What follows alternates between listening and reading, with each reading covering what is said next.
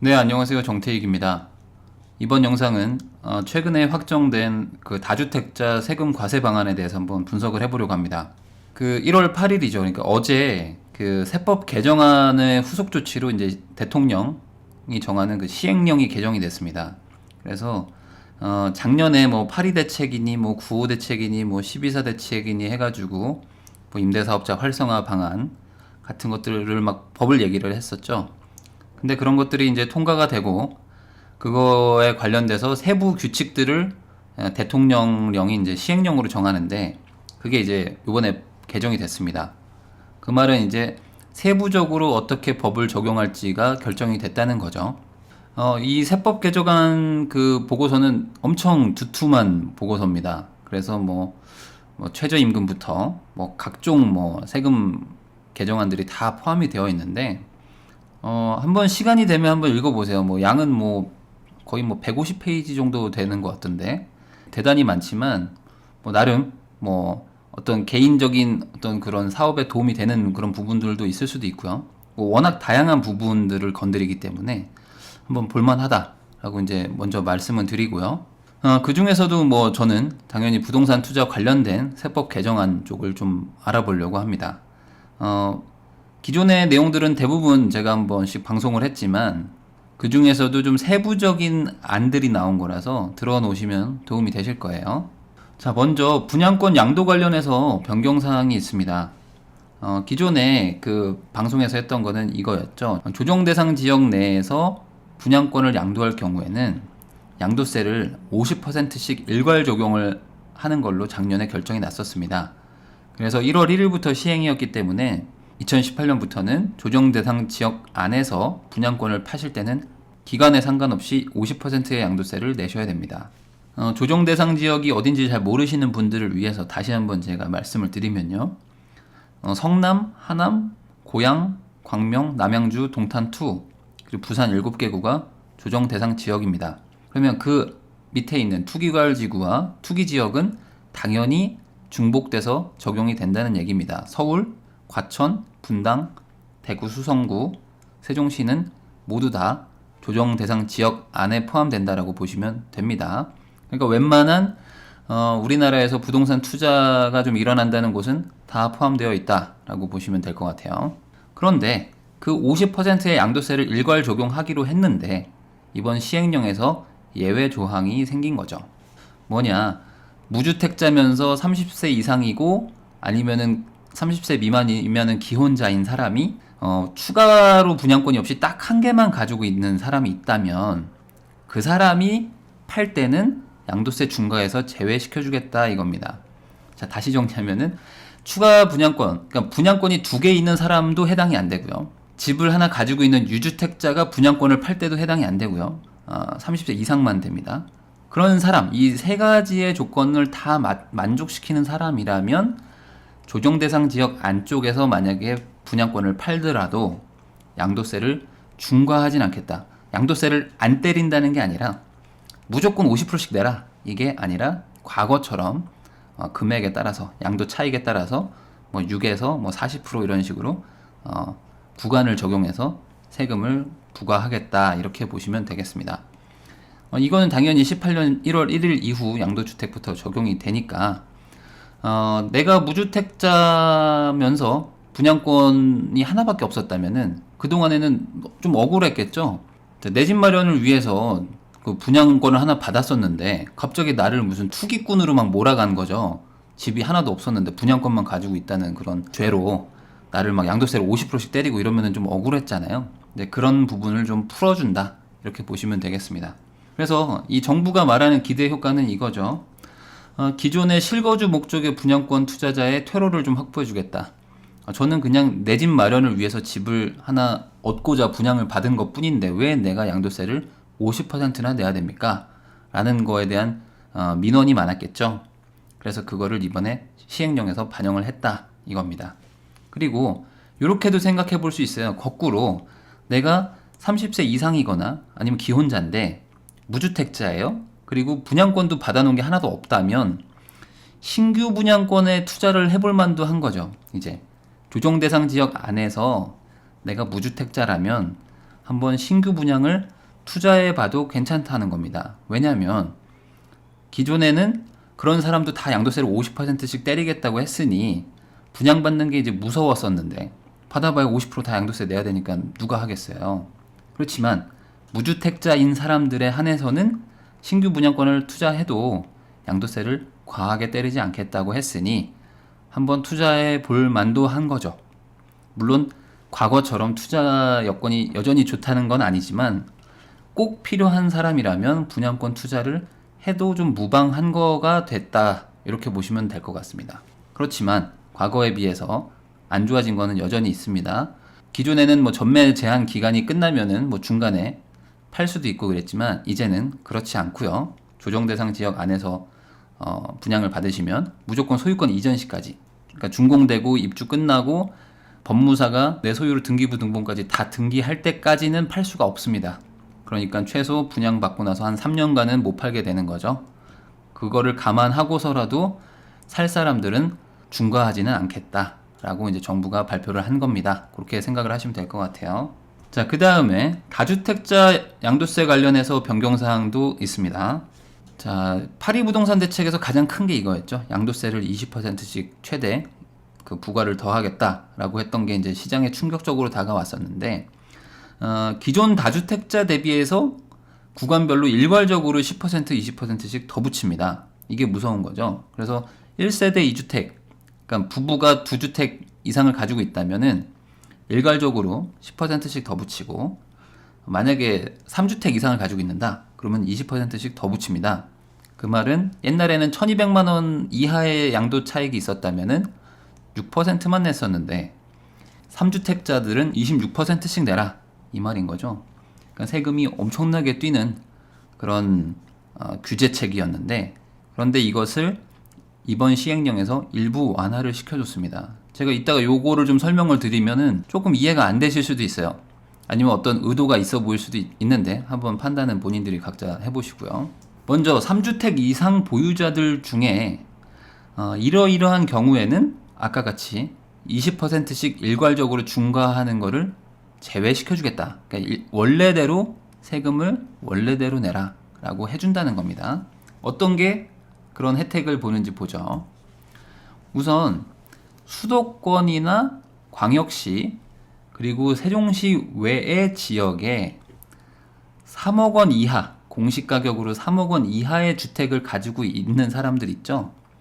그런 사람들은 그 주택들은 이 다주택, 이 3주택으로 계산하는 거에서 아예 빼버린다는 겁니다. 말이 어려워요. 자, 그래서 좀 예를 들어보면요. 내가 서울에 한 채를 가지고 있고, 그리고 만약에 강원도 원주에 4채를 가지고 있다면, 강원도는 수도권이 아닙니다. 수도권은 경기도와 인천시를 말합니다. 그러니까 이렇게 서울에 한 채, 원주에 4채를 가지고 있다면 나는 5채를 가지고 있는 다주택자죠. 그럼 원래 무조건 조정대상 지역 안에 있는 서울은 20%의 세금을 더 내야 됩니다. 그런데 이거를 제외시켜 주겠다는 겁니다. 단 조건은 원주에 가지고 있는 4채가 공시가격이 3억 이하일 경우입니다. 자, 그러면 저도 원주에 뭐 가지고 있었는데 원주에 공시가격이 3억 넘는 게 그렇게 많지 않거든요. 그러니까 생각보다 여기서 빠져나갈 수 있는 분들이 좀 생길 거예요. 지방에 좀 몇 채 가지고 있고 서울에 큰 거 한 채 가지고 있는 분들은 이번 조치로 인해서 중과세가 안 되네? 라는 분들이 나타날 것 같습니다. 자, 그리고 이 말의 의미는 또 이렇게도 볼 수 있는 거예요. 지방 사람들은 거꾸로 서울에다가 집을 한 채 사잖아요. 그러면은 중과세를 안 한다는 뜻입니다. 반대의 경우인 거겠죠. 그러니까 예를 들어 제가 어디 나주에 살고 있는데 나주에 돈이 많은 사람이에요. 또 어디다 투자를 할까 고민하고 있던 차에 나주에 집이 좀 몇 채가 있으니까 다주택자라서 좀 무서워서 서울에 못 사고 분당에 못 사고 그랬었는데 이번 조치로 인해서 서울에 사도 중과를 안 한다. 그럼 사야 되겠다라는 생각을 할 수 있게 된다는 거죠.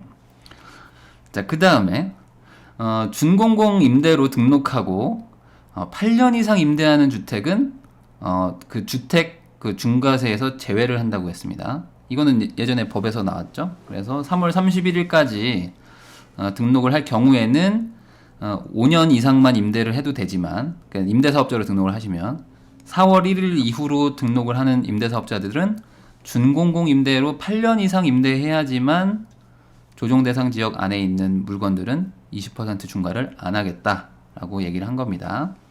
과거에 가지고 있던 분들은 빨리 등록을 하시든지 아니면은 뭐 양도세를 내야 되는 수밖에 없는 거죠.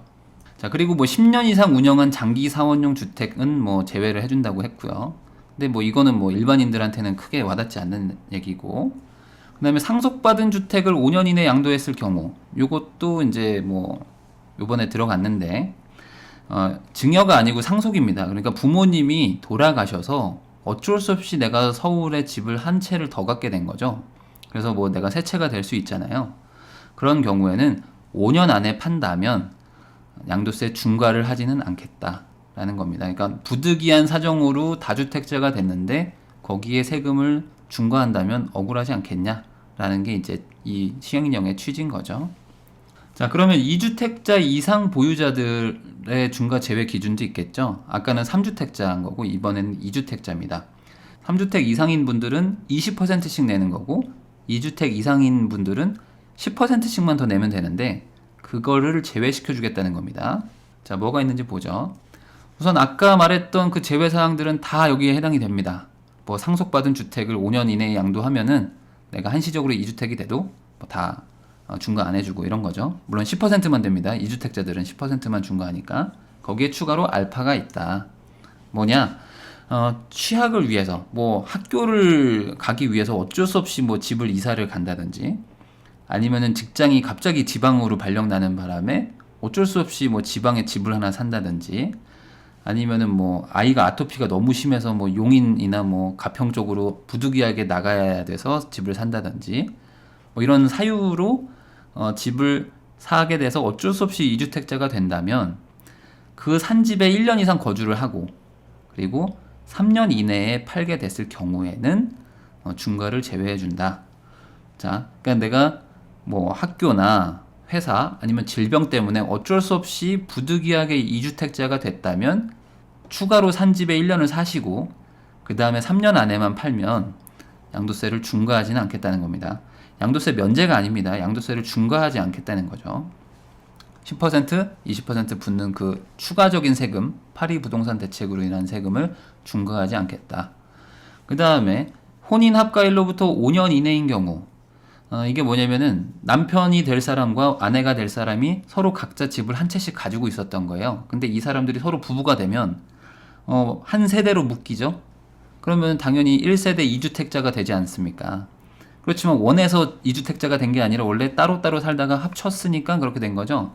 그러니까 그런 사람들은 5년 안에만 둘 중에 한 집을 팔면 세금을 중과하지 않겠다라고 하는 것이죠. 자, 그 다음에 동거 봉양일로부터 10년, 이건 뭐냐면 이제 부모님이 집을 한 채 가지고 있고 내가 또 집을 한 채 가지고 있는데 부모님이 너무 연로하셔가지고 부모님이 이제 나랑 같이 살게 되는 거죠. 우리 집으로 이사 오게 되는 거죠. 그러면 내 세대로 합산이 된단 말이죠. 그러면 우리 한 세대에 또 부모님 집과 내 집이 생기니까 1세대 2주택이 되는데 그것도 중과할 순 없다. 그래서 10년 안에만 팔면 세금을 더 때리진 않겠다. 이렇게 얘기를 하는 거죠. 자, 그 다음에 뭐 일시적으로 2주택이 되는 경우, 그러니까 내가 어떤 이사를 가기 위해서 지금 집을 하나 가지고 있는데 새로운 집을 하나 샀어요. 그리고 그쪽으로 이사 가기 위해서 어쩔 수 없이 잠깐이지만 2주택이 되는 거죠. 이럴 경우에는 이사 가는 집으로 내가 들어가고 기존에 있던 집을 팔 때는 양도세를 중과하지 않습니다. 그러니까 이사를 가기 위해서 어쩔 수 없이 2주택자가 된 거기 때문에 이사 가려고 산 집을 팔 때는 당연히 중과가 되죠. 그렇지만 기존의 집을 팔 때는 중과를 안 하겠다는 겁니다. 이해되시죠? 이사를 갈 거니까, 가야 되니까 기존 집을 파는 거는 세금을 더 때리지 않겠다는 거죠. 그래서 다른 집으로 가기 위해서 기존 집을 팔 경우에만 중과를 안 한다. 이렇게 생각하시면 되겠습니다. 기존 집을 파는 겁니다. 이사 갈 집을 갑자기 마음이 변심해서 파는 거는 다 세금을 때립니다. 그 다음에 임대주택 종부세 합산 배제 요건이 강화됐습니다. 이거는 뭐 시행령에서만 얘기하는 게 아니라 기존 법에서 바뀌었죠. 작년에 많이 얘기를 했었죠. 그래서 아까 준공공 임대주택으로 등록을 하게 되면 그때 종부세 합산을 배제해 줍니다. 그러면은 4년짜리 단기 임대주택으로 등록하면은 종부세를 다 내셔야 돼요. 이거는 18년 4월 1일부터 적용되기 때문에 나는 4년짜리 단기 임대만 하고 싶다. 그러면 3월 31일 전에 빨리 임대 사업을 등록하셔야 됩니다. 4월 1일 이후에 4년짜리 단기 임대업을 등록하시면은 종부세 다 내셔야 돼요. 이게 이제 많이 안 좋아진 거죠. 그래서 제가 방금 말했듯이 3월 31일 전에 빨리 구청에 가서 임대업 등록하시고 그러면은 4년짜리만 등록해도 종부세를 안 내게 된다. 그래서 지금 고민이 많으실 거예요. 어떤 분들은. 그러면 빨리 결정하셔야 됩니다. 임대사업자 등록하실 거면 4월 1일 전에 빨리 등록하세요. 아니면 끝까지 버티는 거고요. 애매하게 4월 1일 이후에 등록하시면은 오히려 뭐 덕 보는 거 없이 뭐 손해가 더 클 수도 있는 상황이 되기 때문에 등록하실 거면 빨리 하시고 안 할 거면 뭐 안 하는 게 낫겠죠. 중간에 하는 건 의미가 없으니까. 자, 그러면 이 정도가 이번 개정안에서 나온 부동산 관련 세법인데 이거의 의미를 저는 어떻게 보는지를 한번 정리를 해봤습니다. 먼저 무주택자 분양권 규제 완화한 거 이건 잘한 거라고 봅니다. 아니, 내가 내 집 마련을 위해서 분양을 하나 받았는데 나는 무주택자고요. 근데 갑자기 사정이 생겨서 집 분양권을 팔아야 될 수도 있잖아요. 그런데 나를 투기꾼으로 몰아서 막 세금을 50%씩 때린다. 이러면 얼마나 억울할 수 있겠어요? 나는 아무 집도 없는 무주택자인데 분양권 하나만 가지고 있다 팔았는데 50%를 내라고 하니 억울할 수 있겠죠? 그래서 그런 부분에 대해서 풀어준 부분이 있다. 그 다음에 다주택자들한테 그 지방에 있는 물건들은 주택수에서 제외해주겠다. 이게 지금 갑자기 쑥 들어갔단 말이죠. 원래 나오지 않았던 얘기인데 물론 공시 가격이 3억 이하인 주택들만 해당이 됩니다. 고가의 주택들은 해당이 안 되지만요. 근데 이게 왜 나왔을까? 이거를 제가 지금 곰곰이 생각을 해본 거예요. 지방 사람들한테는 수도권에 집을 사라는 신호다 라고 저는 봅니다. 그래서 이거를 의도를 한 건지 뭔진 모르겠어요. 그렇지만 아무래도 그 지방에 있는 사람들한테는 수도권에 똘똘한 거 한 채 사는 거는 양도세에 대한 부담이 없어졌어요. 그러니까 거꾸로 지금 수도권에 돈이 몰릴 수 있는 그런 정책이 발표가 된 거죠. 정부가 수도권의 집값을 잡을 생각이 있는 건지 다시 한번 의심이 되는 그런 정책이고요. 자, 그리고 이걸 반대로 생각을 해보면 서울에 한 채를 가지고 있는 사람들 중에서 지방 광역시가 아닌 지방 소도시들의 갭 투자를 많이 해놓은 사람들도 있겠죠. 뭐 저는 뭐 지방 광역시에도 가지고 있지만은 지방의 소도시들에다가 몇십 개씩 사놓은 사람들도 있단 말이죠. 그런 사람들이 서울에 집을 팔려고 했을 때 양도세가 엄청 강하게 나왔단 말이죠. 지금 그 최대 60%까지 내야 되잖아요. 근데 이런 사람들이 이제 양도세를 안 내도 되는 거예요. 많이 안 내도 된다는 거죠. 과거처럼 일반적으로만 내게 된 거죠. 그러니까 지방에 갭 투자해 놓은 사람들한테 빠져나갈 구멍을 만들어 준 거죠. 지방 사람들한테 수도권을 사라고 해주는 정책일 수도 있고 아니면은 서울에서 살면서 지방에 갭 투자해 놓은 사람들한테 빠져나갈 구멍을 만들어 준 걸 수도 있고 이게 뭔가 지금 약간 생뚱맞게 들어갔다는 거죠. 그래서 이거는 뭔가 이런 정책 때문에 피해를 보는 누군가가 있지 않았을까. 그래서 그 사람들이 뭔가 는 게 아닐까 싶은 그런 느낌이 들 정도로 뭔가 기존의 정책과는 조금 다른 방향의 왜 넣는지 모르겠는 그런 정책이 지금 나왔습니다. 뭔가 좀 이상합니다. 제가 웬만하면 해석이 될 것 같은데 이거는 해석이 잘 안 돼요. 왜 굳이 이걸 이렇게 해줬을까? 빠져나가라는 뭐가 있는 것이 아닐까라는 생각이 드네요. 그래서 임대사업자를 안 해도 빠져나갈 수 있는 구멍을 만들어줬다는 게 저는 이 정책의 의미라고 봅니다. 과거에 김현미 장관이나 뭐 보면은 다주택자들은 뭐 다 때려잡을 거고 임대사업자 등록 안 하면은 큰일 날 것 같다는 식으로 얘기를 했었잖아요. 근데 지금 보면은 수도권에서도 임대사업자 등록 안 하고도 중과를 안 받을 방법들이 꽤나 있단 말이죠. 그러니까 이런 거를 괜히 만들어줬을까라는 거에 대한 의구심이 좀 들고 아니면은 정부가 겉으로는 다주택자를 때려잡을 거라고 했지만 실질적으로 속으로는 지금 많은 고민을 하고 있다. 왜냐면 제가 그동안에 부작용들을 얘기를 했지만 마냥 그렇게 때려잡겠다고 한다고 해서 정책이 해결되지 않거든요. 그러니까 뭔가 실질적인 뭔가 그런 뭐 퇴로를 좀 열어준 게 아닐까라는 뭐 그런 의도도 좀 보입니다. 또 과거와 또 정책들이 또 바뀌는 거예요. 그러니까 또 이제 앞으로 또 올 한 해 또 많은 정책들이 또 바뀌겠죠. 항상 부동산 정책은 뭐 그때그때 바뀌고 또 규제가 생겼다 없어졌다 뭐 하도 뭐 이렇게 바뀌는 게 많기 때문에 지금의 예측이 또 무의미할 수 있지만 어찌됐든 이번 정책의 의미는 뭔가 정부가 빠져나갈 구멍을 만들어준다라는 느낌이 드는 그런 것이라고 저는 정리를 할 수 있겠습니다. 네, 그러면 이걸로 방송을 마치고요. 지금까지 들어주셔서 감사합니다. 정태익이었습니다.